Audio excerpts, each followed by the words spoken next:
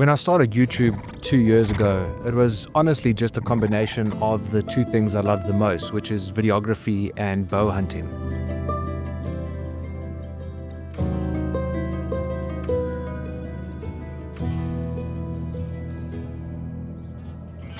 And from the very beginning, I promised myself not to get stuck in the metrics, but to enjoy the journey. And if it took 1 month or 5 years, it has to reach some kind of breaking point.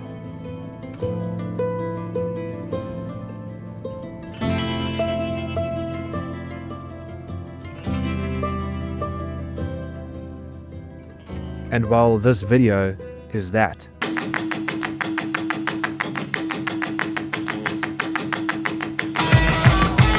I'm headed on an epic bow hunting trip with my good friend and talented videographer Rourke, and we're going to be the first in Africa to hunt with the brand new RX9 Ultra from Hoyt, up in the mountains in the Eastern Cape, Port Elizabeth. Dear guests, we are descending for landing. Please put your belongings in the overhead lockers or under your seat and fasten your seatbelt. Right guys, just landed in Port Elizabeth, safe flight, 1.5 hours from Johannesburg. We're going to be meeting up with the team from Elands Safaris, but we're just going to go get our bags.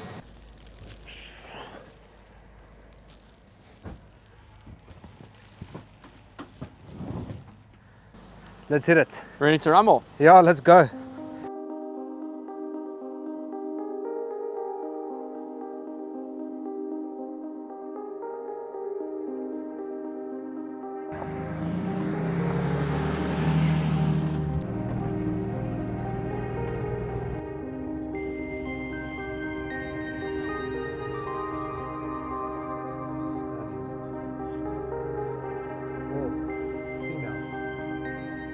Mr. Cam, thank you very much. You made Good it. to Tell you, brother. This is Rourke. Rourke, it's Nice to meet you. not just a cameraman, a good friend of mine. So we over here. I'm sleeping over there at the farmhouse. Copy. We're gonna probably have lunch there tomorrow. I think you're excited. And tell me, But in the afternoon, so if you want to go, you can probably help.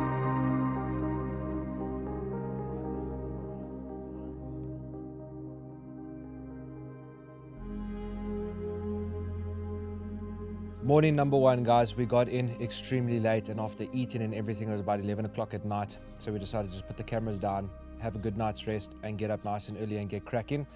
We are staying in some of the most beautiful parts of this country. It's luscious, luscious bush, natural flowing streams and rivers, and we have this beautiful log cabin all to ourselves. So we're just waiting to be picked up.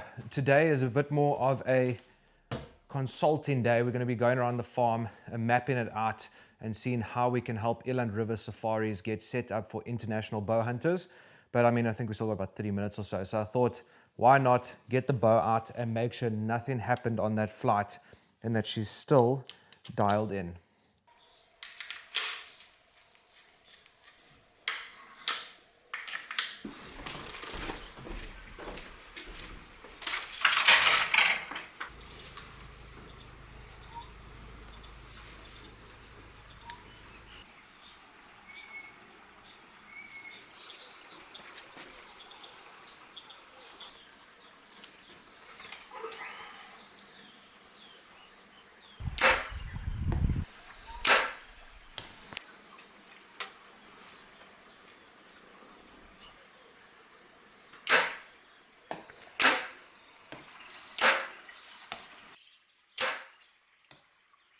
On card.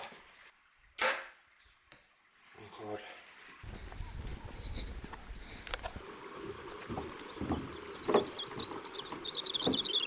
Morning, morning, morning. How you doing? Chef, nice to see you, my bro. Thank you for having us. No, last night was awesome. This morning was beautiful. What's on the agenda for today? Have you got energy? I've got plenty. I've got the shorts on. The shorts says I have energy. We're going through 1,500 acres this morning. Beautiful. We're going to show you everything. We're going to be climbing the mountains, showing you where we think is the best places to hunt. And yeah, so it's going to be fun.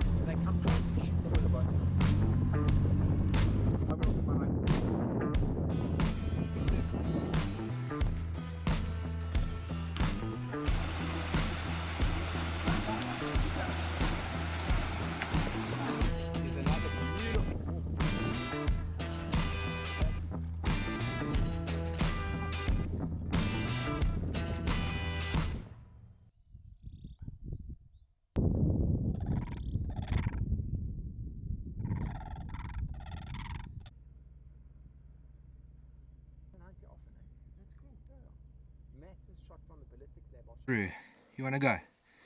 He's got a fighting spirit. He wants to roll. Got a zoom lens here. Yeah, but change it out 53 now. meters. Oh, he would be smoked with the bow. I'll smoke him any day with 53. A lot of Roy Hartebeers. There's a lot of Roy Hartebeers. Even more to the left. There's another. A whole lot more, yeah.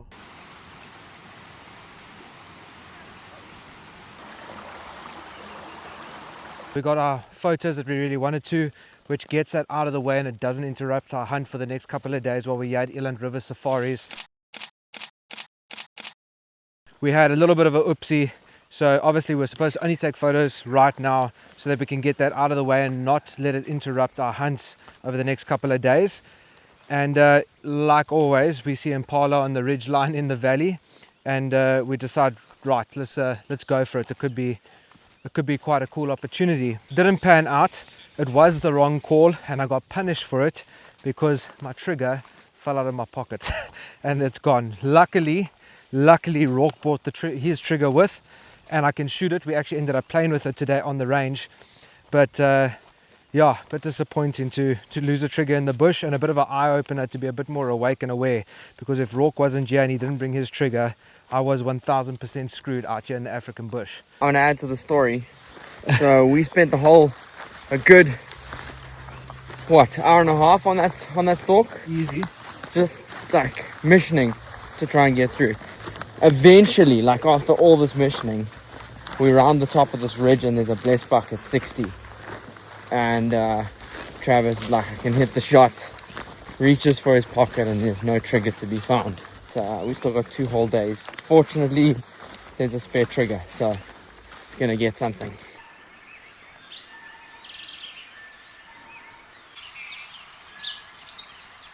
Today is officially the day we are supposed to be in the bush and getting it done. I'm super excited. I decided to wear the ghillie instead of just the skin tight top today. It is a bit cooler as well. And this one has pockets that zip, so we stand less chance of losing our only trigger left for this trip. It's going to be a very nice cool day. I think highest temperature is going to be 22 degrees. I think morning time it's going to be crystal clear skies. Afternoon it's going to get overcast. But I really just hope we can get it done today or tomorrow.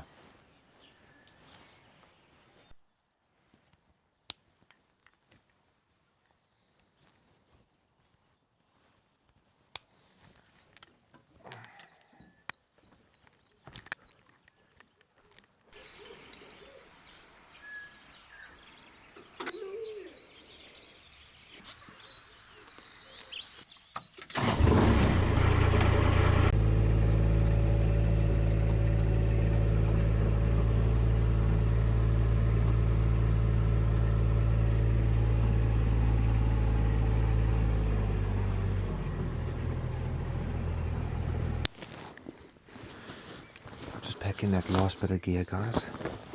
We're going to be tracking up the mountain. We just glassed the sables, probably about 700 meters from here on a mountain, catching some sun. We can't see the males, but there's females and they generally stay together. But we're going to probably have to track through a river very early in the morning and get a bit wet, which is not so pleasant, but me neither.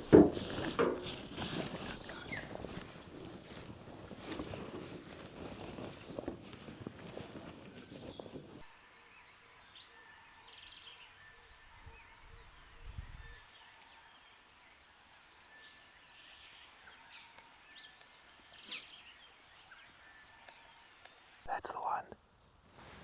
Guys, we haven't had eyes on them this whole time. We just know the general direction. And the sable bull we want to go after has just stepped in the open at 534 yards. I just don't have that on my side tap right now, so we want to get closer. There's a spider hanging in the camera. Do you see it at all? Awesome.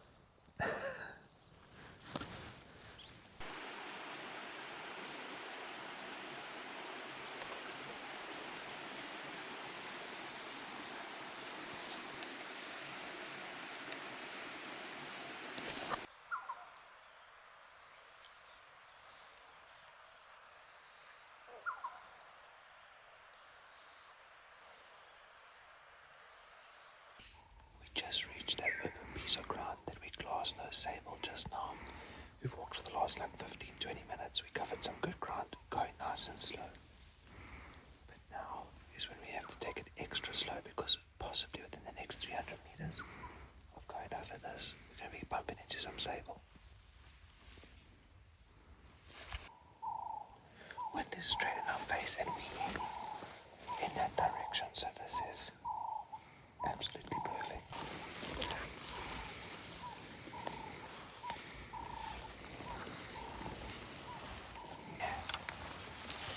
Fresh and wet. We're going to bump into them any second.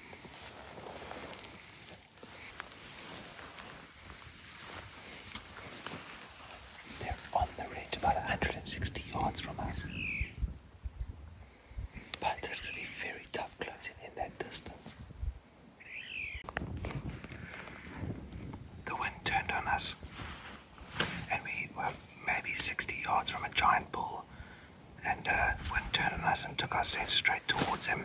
And the minute these animals catch a wind of you, they will not settle. So instead of pushing and pushing hard, we're going to sit for a bit, let them think that they're going crazy, and once they've calmed down and started grazing again, we're going to put a stalk on, get back downwind.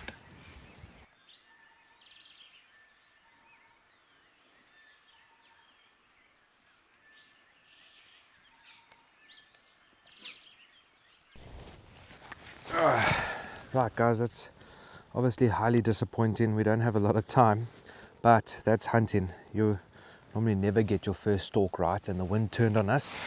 But now that we're reaching closer to the better part of the day, the wind's gotten completely consistent in that direction. So we're going to cut up on top of this ridge and come back into the wind and see what we can put a stalk on.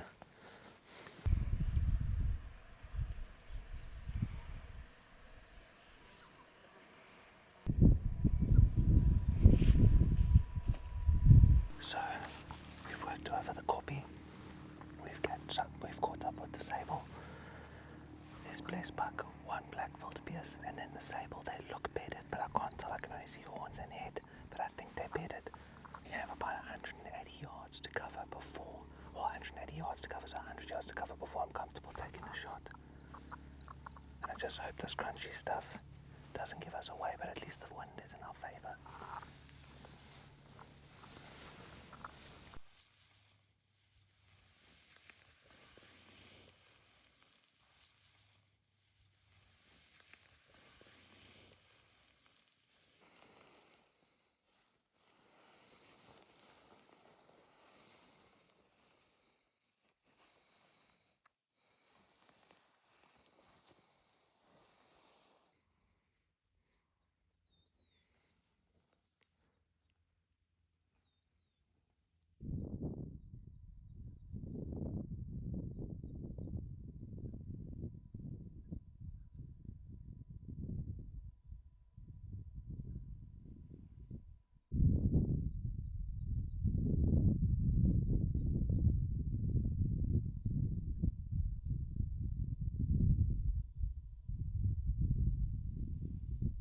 What a pity, guys. Rourke and I busted our asses off, literally from kneeling down to crawling to leopard crawling.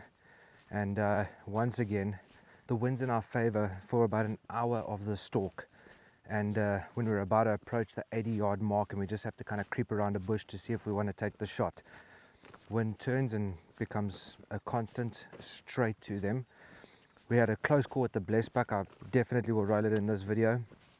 And I had to range first just to make sure I don't want to injure anything. I got 45, went down to the side, turned it to 45, hand on the trigger, and I ended up bolting.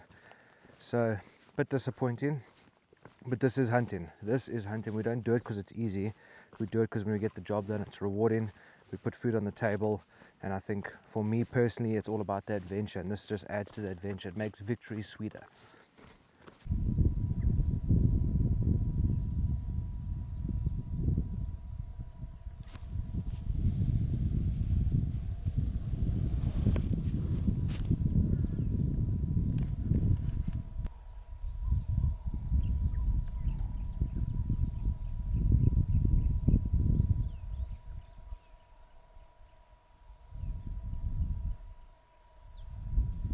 Right guys, we've been at it for 7 hours. All we've had is some energy bars, or actually one each, and some water. So we're going to head back to the buggy. We have spooked everything in this valley. Roy Hartebeus and the Blessbuck were just acting funny. 500 yards out, they don't even know we're there, but they're running like crazy. Ran way too far for us to go after them now. Sable was spooking everything in the area as well, even when we were near them. I mean, we were glassing them at about 800 meters, and they were just charging through trees and bushes, and it looks like they were just kind of freaking each other out. So we just decided we need to get out of this area, get in the buggy, let's go resupply, get some food in the bellies, and then hit the bush about an hour and a half to 2 hours from now.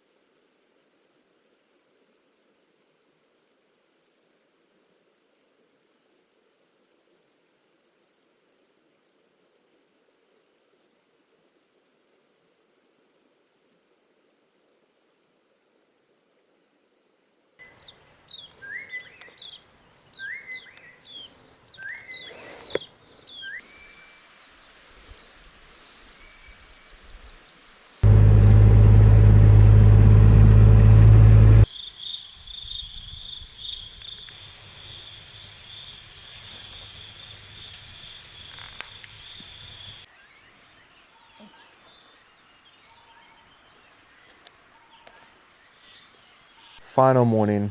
I think the pressure is definitely on. We probably have a good 5 to 6 hours that we can hunt, and then we need to get back here, pack our stuff, and hop on a plane back to Joburg. So I think that definitely makes things a bit more stressful. I really want to get this done. Feeling slightly defeated. We put so many good stalks on yesterday, and the wind just frickin' screwed us within that 100-yard distance every single time. But that is hunting. If we wanted it easy, we'd do it another way.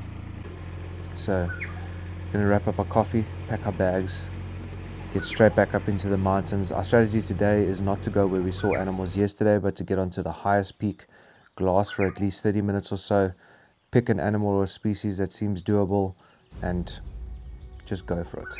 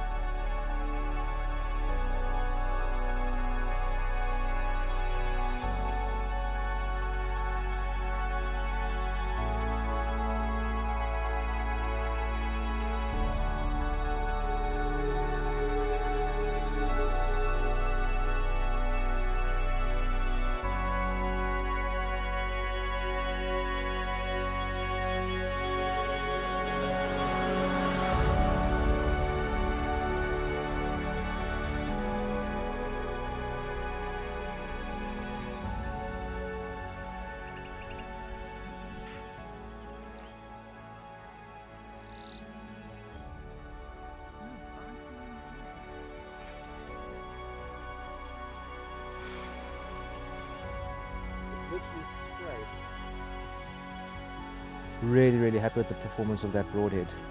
That was the Seva 1.5 hybrid. I've been wanting to put a few more shots on animals with them, and proof's in the pudding. So something that we see here, I just turned him over, wanted to see the exit wound on the other side because it was a pass through, and I felt like it was a quarter in away shot, and I executed the shot a bit too far to the right. But when we turn him over here, this is the entry wound. When we turn him over, just get his legs underneath him, literally on the exact same spot on the opposite side, obviously a bit higher because he was downhill and he string jumped a bit.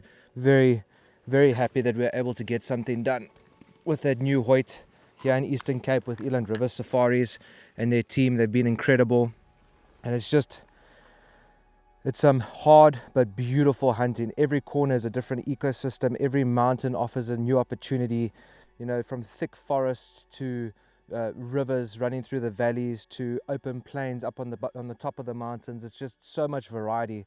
Every corner gives a new opportunity, and the game is beautiful as well. I just feel super, super blessed. And that, guys, is our arrow. Broadhead literally looks like it hasn't even gone through an animal. I could probably close it up and go shoot it again. I probably will, to prove a point. Just some meat and all that kind of stuff in there, clean it up, it's good to go. And these were white Fletchers, painted red. So grateful that we are in Eastern Cape. We got the job done on an animal, but we still have about 4 to 5 hours left that we can hunt.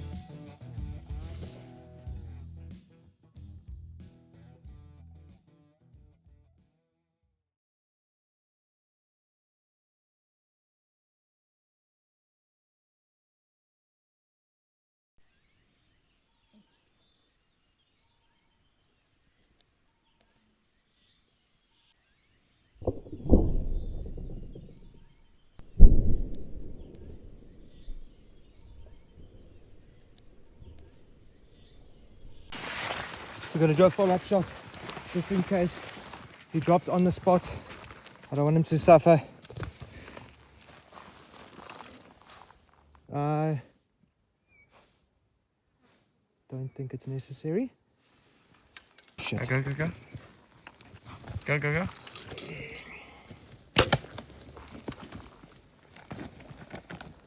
Okay, That's good. that's good. No, nothing more. Let's back it up just to be safe.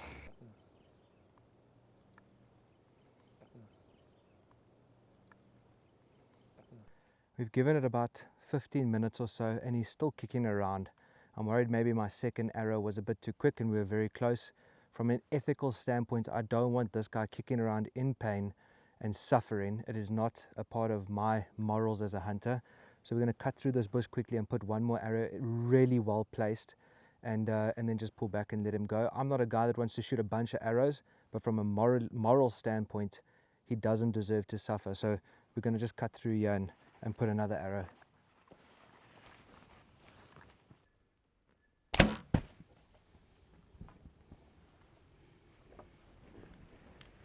Makes me a bit emotional, actually. I hate seeing animals like this.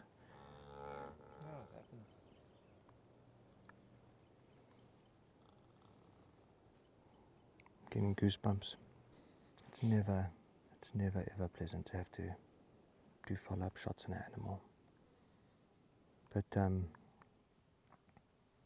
one thing that I promised myself when I started this journey is that I'll never hide what actually happens in the bush when I do these hunts and I film these hunts. And if it takes 3 arrows, it took 3 arrows.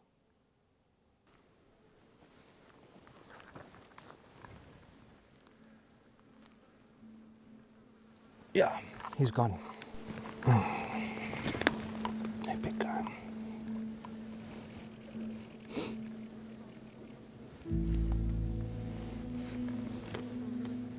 I'm sorry.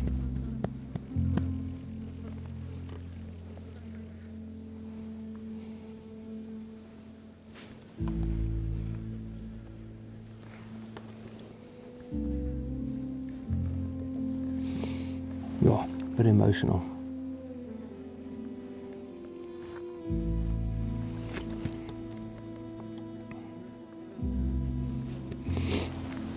Yeah.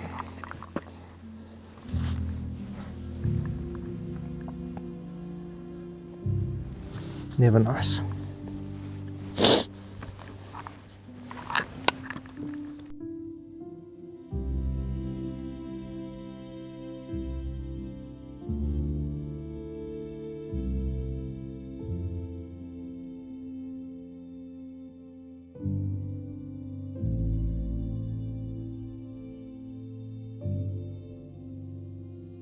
Novin, thank you so much, brother. Well This done, is a dream come true. First time I've ever shot a Roy hartebeest, Congratulations on that, man. and the first time I've ever had to put multiple arrows in an animal as well. So a blessing and a bit sad at the same time. But thank you. Thank you for everything. Eland River Safaris has been incredible. Absolutely incredible. I've never seen a place like this. Yeah, you really stuck in there and you kept on going. You had a glance at him yesterday Yeah? and some of the other animals, but because of some of the wind and dwelling and all of that, it didn't go your way, but you kept on going, and yeah, you've got well rewarded for Beautiful that. So animal. Thank once you. again, Thank you well so done. much. To you and the team. Thank you. No, you're welcome.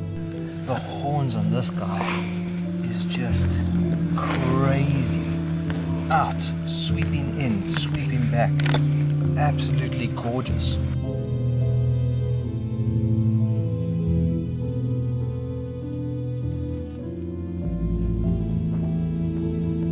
Okay, Novin, Rocky, let's end our trip. 1, 2, 3.